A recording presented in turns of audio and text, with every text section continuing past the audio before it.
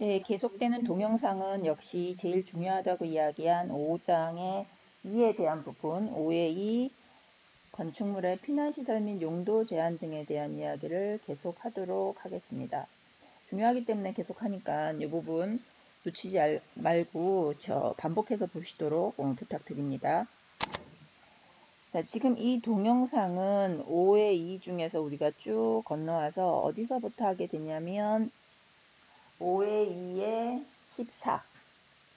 여러분 저랑 같이 목차 보셔야 됩니다. 계단에 관련되는 거 쭉 해서 계단에 관한 거, 그 다음에 복도, 그리고 거실, 이렇게 세 파트에 대한 내용을 지금 이 동영상에서 진행하도록 하겠습니다. 자, 계단입니다. 5의 2의 14, 우리 목차 5의 2의 14 계단은 책 몇 페이지에 있을까요? 항상 교재와 같이 보도록 하겠습니다. 계단이라는 거는 우리가 일반적으로 계단, 피난 계단 이야기 쭉 했었었죠. 그런데 기타 어떤 계단들이 있는지, 그 계단들은 어떤 조건이 필요한지 그 내용이 잠깐 나옵니다. 네, 책 페이지 255페이지 보시면 될 것 같고요. 읽어봅시다. 잠깐 멈추고 읽어보세요. 네, 연면적입니다. 연면적 200제곱미터를 초과하는 건축물에 설치하는 계단 및 복도는 어떻게 해야 된다? 당신 맘대로 하지 말고 법에서 정하는 기준에 적합하도록 해야 된다. 요 이야기죠. 연면적 200제곱미터 여기 3.3으로 나누면 한 60몇 평, 60몇 평인 70평이 되면 안 되고 60몇 평인 건물은 계단을 당신 맘대로 하지 말고 정하는 기준에 맞추십시오 라고 하고 정하는 기준을 밑에 달아놨습니다. 나오죠. 건축물 설치하는 계단은 다음 각호의 기준에 적합해야 한다.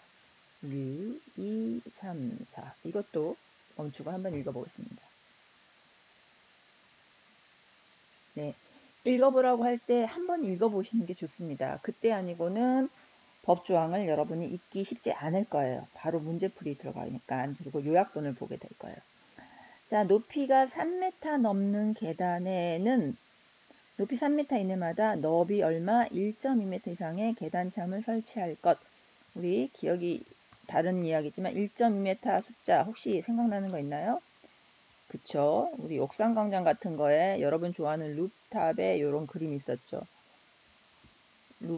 루프에 핸드레일 있는 요 높이는 1.2여서 사람이 떨어지지 않도록 해야 된다라는 이야기 같은 숫자에서 한번 이야기해 본 거고, 두 번째, 높이가 1m를 넘는 계단 및 계단참의 양옆에는 난간을 설치한다. 가로는 나중에 보죠.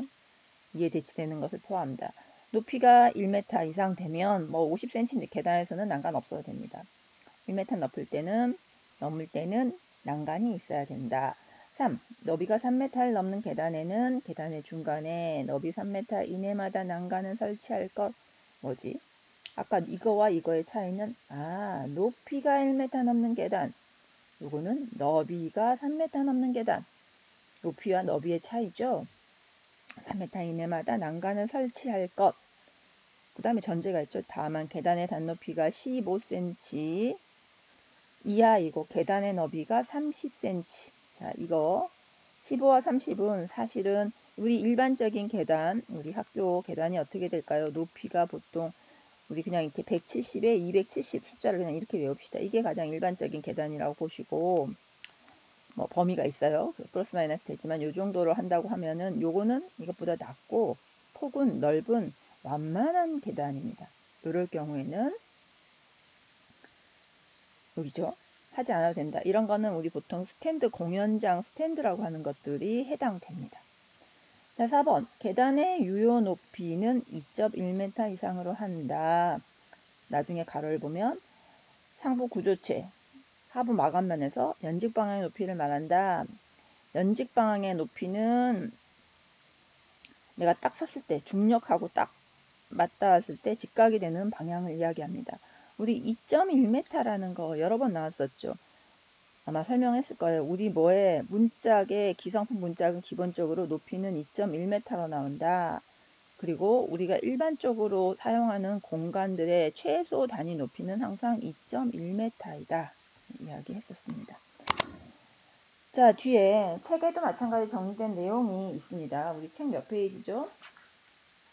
그래요. 책 255페이지에 요약본 정리해 놓은 걸로 보면 요 세 가지가 있었죠. 계단참은 높이가 3m 넘는 거, 난간은 높이가 1m 넘는 거, 중간 난간은 너비가 3m 넘는 거, 계단참을 설치해야 된다 라는 이야기 있었죠. 그리고 난간 설치해야 된다 라는 이야기 있었고, 그 다음에는 너비 3m 이내마다 중간 난간을 설치해야 된다. 그래서 이 그림은 너비 3m가 넘는 이 중간 난간에 대한 거 3m 이내마다 중간 난간을 설치해야 된다. 요거는 계단참에 대한 이야기. 계단참 뭔지 알죠? 여기 평면에서 이렇게 똑똑똑똑똑 올라가다가 우리가 조금 평평한 공간이 있고 똑똑똑똑 다시 올라가죠. 이거 이렇게 기억하시면 좋습니다. 혹시 누가 계단을 올라가다가 잠깐 무게중심을 잃고 중심을 잃고 떨어졌어요. 떼굴떼굴떼굴떼굴 굴렀다. 여기서 잠깐 멈춤. 만약에 이게 없으면 3m를 그냥 두루룩 굴러나가는 거는 위험하죠. 그런 것 때문에 3m가 넘는 경우에는 중간에 누가 미끄러 떨어지더라도 한번 멈춤, 스탑 할 수 있는 계단참이 필요하다. 이 폭은 최소가 1.2m. 보통 우리 사람이 누웠을 때 어깨폭, 사람이 누웠다고 보면 이 어깨폭을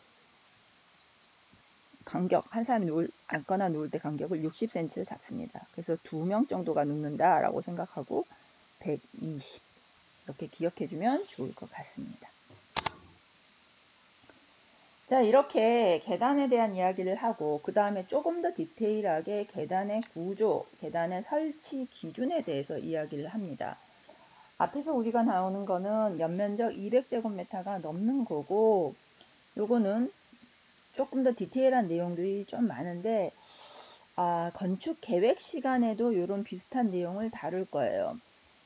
여러 차례 이야기했지만 건축 계획은 가장 적당한 것, 최적치를 이야기하는 거고, 법규에서는 최소값을 이야기합니다.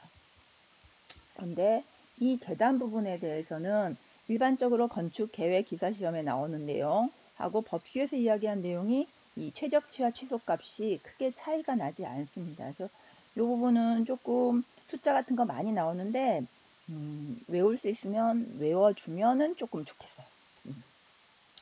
그럽시다. 내용 봅시다. 자, 이것도 한번 읽어보고 진행하도록 하겠습니다. 이 책 몇 페이지 읽어야 되죠? 네. 책 256페이지부터 계단의 설치 기준이 256, 257, 258까지 있습니다. 네, 먼저 256부터 읽어보죠. 멈추고 읽어보겠습니다.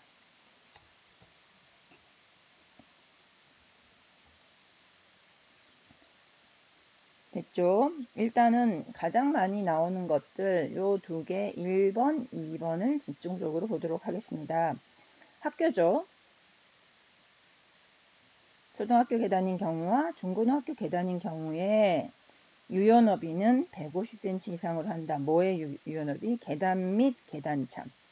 똑같이 계단 및 계단참의 유연너비. 앞에 사진 잠깐 다시 볼까요?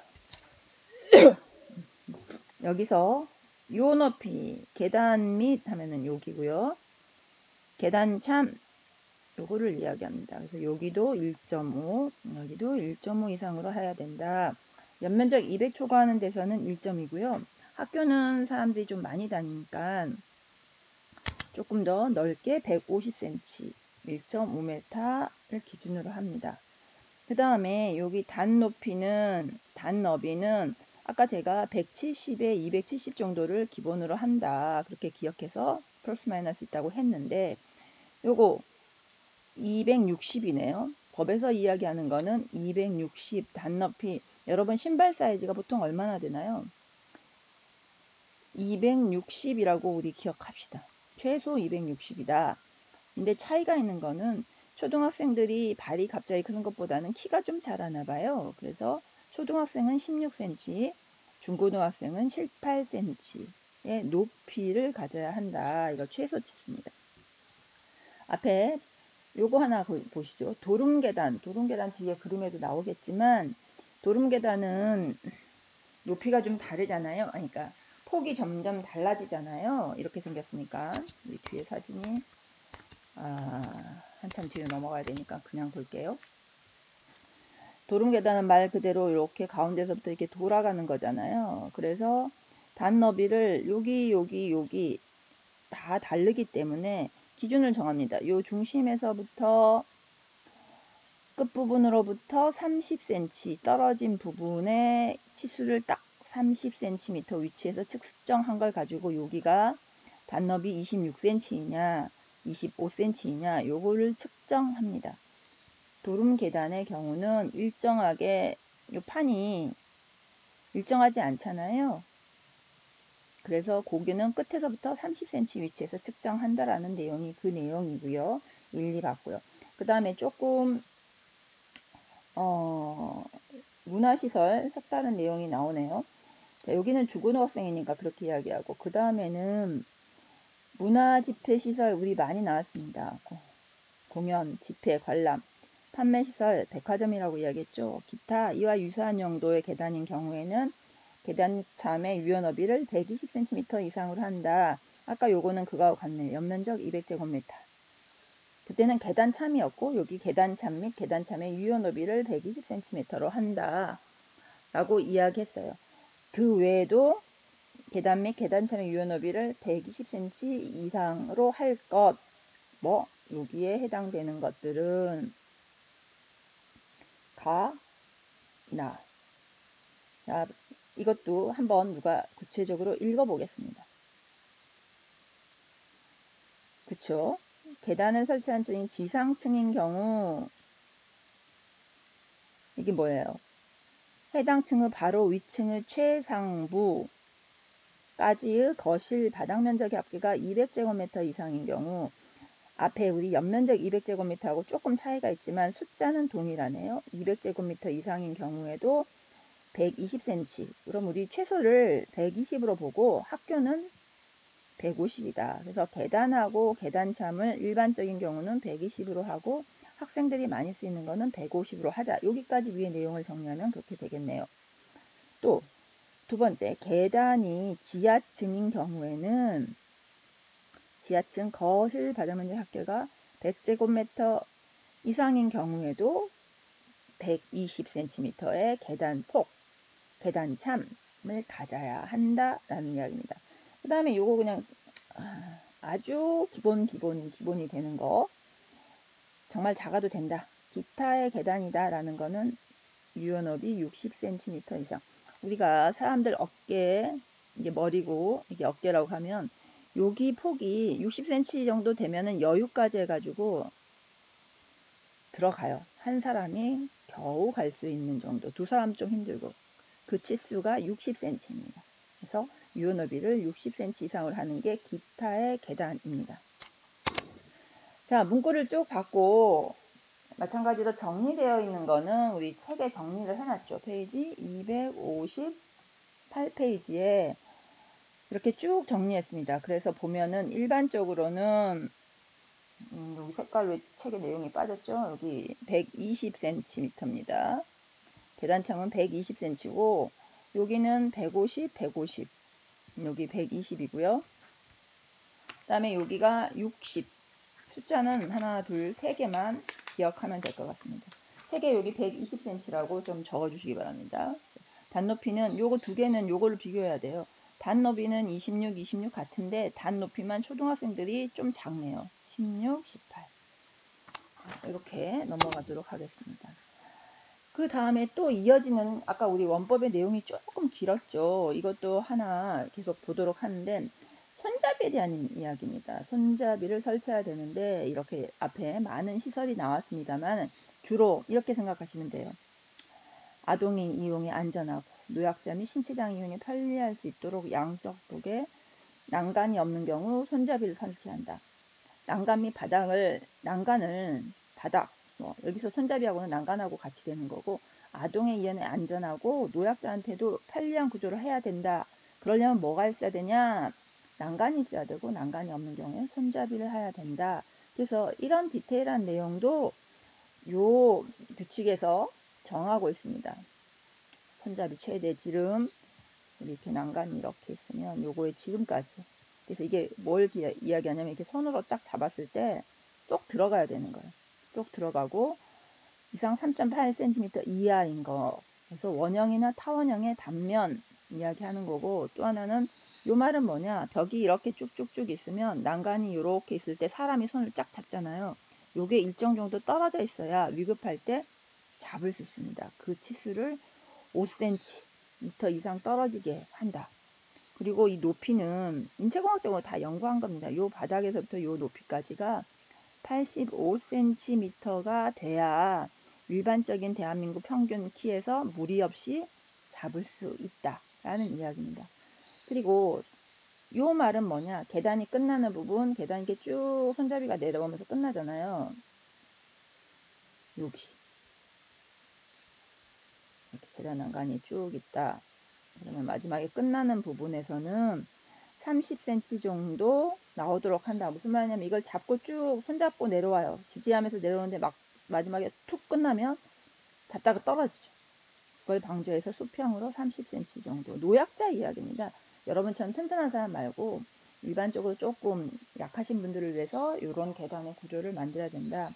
이 부분은 사실 지금까지 산업기사 2차에 도면 그리는 계단 단면도를 그리라는 내용의 도면이 있습니다. 거기에 이 내용을 표시해야 돼요. 표시하는 게 점수에 들어갔었던 부분입니다. 이 부분. 참고로 알고 계시고요. 저희 책에 약간의 계단 관련 그림들이 나와 있습니다. 책 259페이지에 보면 기본적인 내용이 나와 있으니 참고하시기 바랍니다. 네, 꼭 책 같이 259페이지에 난간 벽 등 손잡이 설치 대상, 요거는 너무 많은 내용이어서 그냥 노약자들이 주로 이용하는 시설이다 라고 생각하면 되고, 요 치수 들은 지문에 요새는 안 나왔지만 과거에도 왕왕 나왔으니까 이거 기억하시면 될 것 같고요. 자, 그 다음에 나와 있는 게 우리 경사로입니다. 지난번 동영상에 있었을 테지만 어떤 경우에 경사로를 건축물 출입구, 외부 출입구에서 경사로를 설치해야 한다 라는 이야기가 있었어요. 그때 경사로는 여기 나온다. 계단을 대체하여 설치하는 경사로는 아래 기준에 맞춰야 된다. 경사로는 1대8. 요거는 계단을 대체하는 거예요. 1대8. 주차하고는 또 조금 다르니까 계단을 대체하는 거는 1대8이고, 요거 표면은 거친 면으로 하거나 미끄러지지 아니하는 재료로 마감할 것. 근데 이게 시험에 지문에 표면은 이용에 편리하도록 부드러운 재료로 마감할 것. 이런 거는 안 되죠. 거칠어야 됩니다. 미끄러지지 않게. 그 다음에 당연한 이야기 하고 있고요. 그래서 1대8하고 거친 표면 이 정도 기억하시면 될 것 같습니다.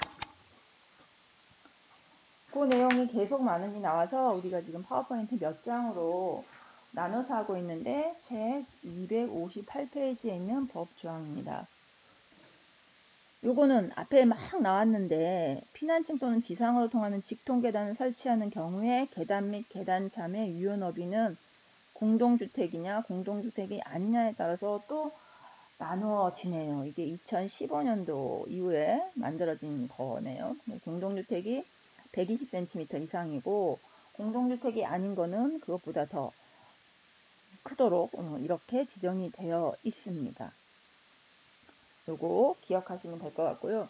요거는 다시 강조하지만 건축 계획 시에도 쓰는 치수고요. 그래서 기억해야 되고, 이게 건축기 계획 산업기사 문제에서도 조금 나오고, 과거에 2차 실기 시험에 치수를 표현해야 되는 것들이 있을 때는 요 현재 법에 있는 치수들을 가지고 치수를 적어야 됐습니다. 특히 계단. 그렇게 기억해 주시기 바랍니다. 네, 아까 말한 기본이지만 지금 요 뒤에 그림 설명이 나왔네요. 여기 계단 및 계단참의 너비에서 요거는 계단의 너비 이야기고요. 요게 계단참의 너비 이야기고, 단 높이는 여기서부터 여기 말하는 거죠. 그 다음에 단 너비는 여러분 발이 닿는 신발 사이즈 물어본 거 단 너비. 유효 너비는 이런 만약에 기둥 같은 게 있다면 빼고 실제 사람이 갈 수 있는 걸로 한다 라는 그림을 제가 여기에 한꺼번에 다 표기해 놨습니다. 아까 그림이 너무 뒤에 있어서 제가 설명을 안 했었는데, 단 너비의 측정 위치 끝에서 30이라고 되어 있습니다. 그래서 여기 쫙 넘어가는 데 가지고 측정을 한다. 이게 측정 기준이고, 나머지는 뭐 이거는 다 같죠. 돌림 계단이지만 여기만 하는 거고 나머지는 여기가 다 일정하잖아요. 그쵸? 그 다음에 요거는 계단을 대체하는 경사도를 그림으로 표현한 거 8대1이고, 요 면들이 매끄러운 미끄럼틀 거칠게 해야 된다라는 이야기입니다. 자, 복도에 대한 내용 또 보도록 하죠. 이 표를 그냥 기억해 주시면 좋을 것 같습니다. 이거 초등학생, 유치원부터 고등학생까지 양옆에 거실이 있는 복도를 우리는 다른 말로 뭐라고 하나요? 중복도. 그러면 양옆이 아니라 한쪽에 있는 것, 편복도. 그냥 건축가니까 이런 용어는 기본적으로 알아야 되고요. 학생들이 수업 끝나면 우르르 나오잖아. 그래서 제일 높아요. 그러니까 제일 넓어요. 2.4m. 그 다음에 공동주택 오피스텔 1.8. 30cm씩 줄어들고 있죠. 과거에 우리나라의 치수가 한자, 두자는 자의 기본 개념이 있었습니다. 그래서 한자가 30cm잖아요. 그래서 그거 개념으로 자수가 주는 거예요. 1.8, 1.5 이렇게 외워주시면 좋고요. 기타 복도라는 게 양옆이 아닌 편복도 등이겠죠. 그런 데는 얘보다 또 한자가 줄어. 여기서는 1.8, 얘는 두자네요. 1.2, 1.2. 1.2가 계단참이나 계단 유효폭에서도 굉장히 유효한 치수였고요. 복도에서도 일반적인 기본적인 치수입니다. 왜냐하면 이렇게 생각해 보시면 되세요. 우리 복도를 쭉 가다가 그 다음에 계단이 시작되는데, 예를 들어서 이 복도의 폭하고 계단의 폭이 차이가 나면 병목 현상이라는 게 생길 수 있잖아요. 그래서 최소값을 동일하게 설정한 겁니다. 원활하게 사람들이 움직이라고. 그래서 1.2가 가장 기본이 되는 치수고, 이렇게 기억. 여기서 기본이 되는 거고, 이렇게 30 한자, 한자. 여기는 두 칸 가니까 두자. 여기서 또 넘어오는데 한자. 그래서 30cm씩 기억을 하면은 좋을 것 같습니다. 자, 복도의 너비 및 설치 기준이 계속 나오고 있는데요. 이제는 조금 사람들이 많이 지나가는 거. 원법 한번 읽어보겠습니다. 잠시 멈추고요.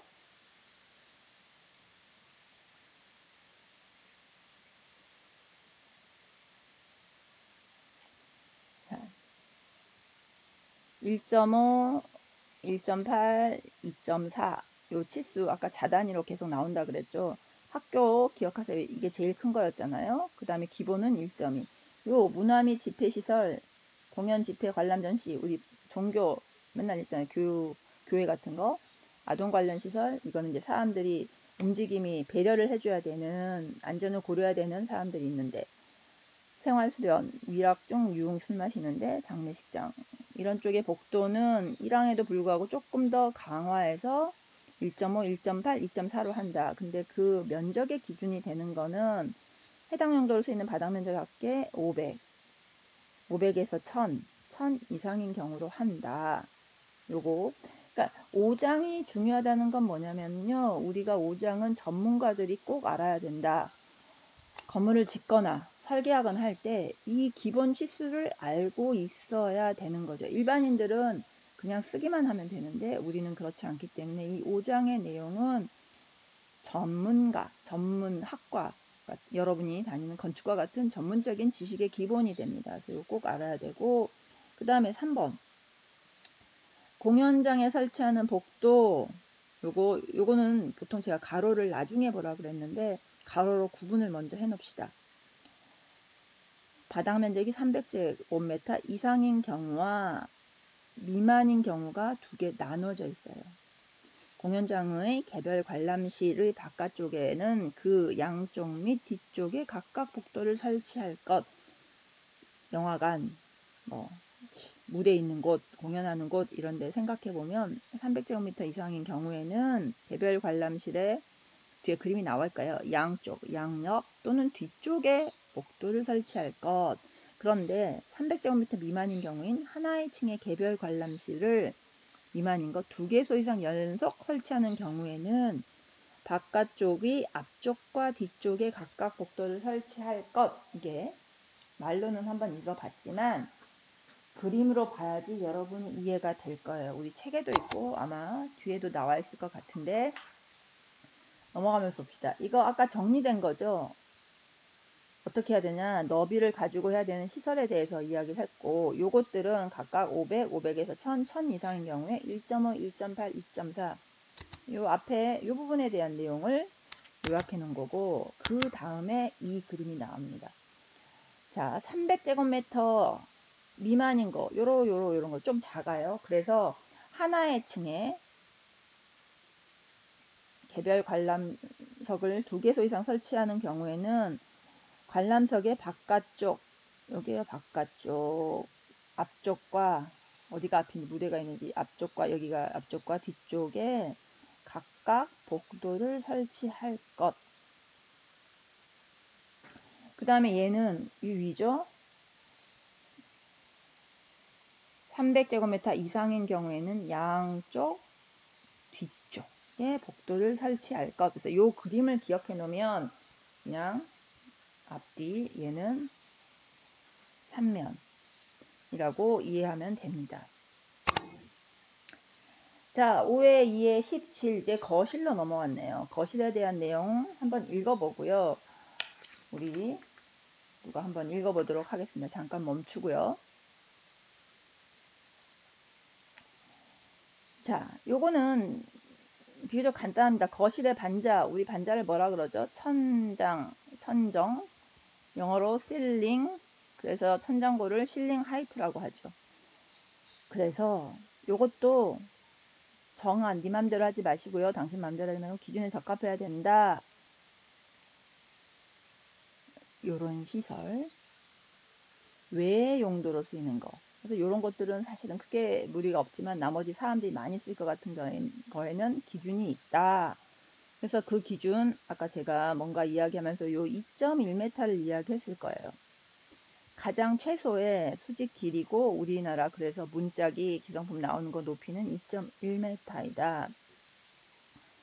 거실의 반자는 그 높이를 2.1m 이상으로 하여야 된다 라고 이야기 됐고, 그 다음에 요거 사람들 좀 많이 모이는 거, 문화 및 집회시설 사람 안 모이는 거 빼고 교회 또 많이 모이는 거에는 그 바닥 면적이 200제곱미터가 좀 넘다라고 할 때에는 여기 앞에 2.1m 이상이라고 했음에도 불구하고 4m로 한다. 단 노대 아랫부분은 2.7m로 하고 또 다만 기계환기장치 설치하는 경우에는 그러하지 않다. 요거는 예외고 2.14, 2.7이라는 숫자를 기억해야 합니다. 그림으로 보시는 게 좋은데 일단은 모든 건축물이라고 해서 이런 것들 빼고 그래서 2.1m, 2.1이 최소 치수다. 그 다음에 이런 것들은 사람이 많이 모인다. 그래서 노대 아랫부분 200제곱미터 이상은 4m. 그래서 이렇게 숫자 3개를 기억하시면 되고요. 이거는 반자가 있는 경우와 반자가 없는 경우에 대한 치수 기준을 표로 정리한 겁니다. 그림으로. 자, 간단하게 넘어가는 것들을 거실의 채광 및 환기는 요 숫자 10분의 1하고 20분의 1 요거를 기억하면 됩니다. 채광을 위한 거실의 창문은 거실 바닥 면적의 10분의 1, 환기를 위하여 설치하는 창문의 면적은 20분의 1. 이거를 헷갈리는 것 같아서 우리 환기와 채광, 자 10분의 1이 더 커요? 20분의 1이 더 커요? 바닥 면적 100평에 10분의 1이면 10, 20분의 1이면 5죠. 채광을 위한 창이 더 큰 게 좋아요? 환기를 위한 창이 더 큰 게 좋아요? 채광을 위한 창이 큰 게 좋죠. 그래서 두 개 중에 더 큰 게 채광, 더 작은 게 환기. 이렇게 기억해 주면 좋겠습니다. 이건 뭐 미닫이로 된 거는 한계를 거실러 본다. 요거 규정하는 거고, 옛날 법이에요. 이건 진짜 옛날 법이고, 최근에는 이렇게 안 하는 집들이, 안 하는 건물들이 거의 없습니다. 그래서 요거는 그냥 기억만 하고, 요새는 거의 문제는 안 나오는 것 같아요. 정리한 내용이에요. 요런 거. 그 다음에 숫자, 요것만 기억해 주시면 될 것 같고, 원법은 한번 읽어보세요. 꼭. 지금 아니면 읽을 기회가 없습니다. 네, 이상으로 동영상 마치고요. 또 다음 동영상에서 이어서 진행하도록 하겠습니다. 수고하셨습니다.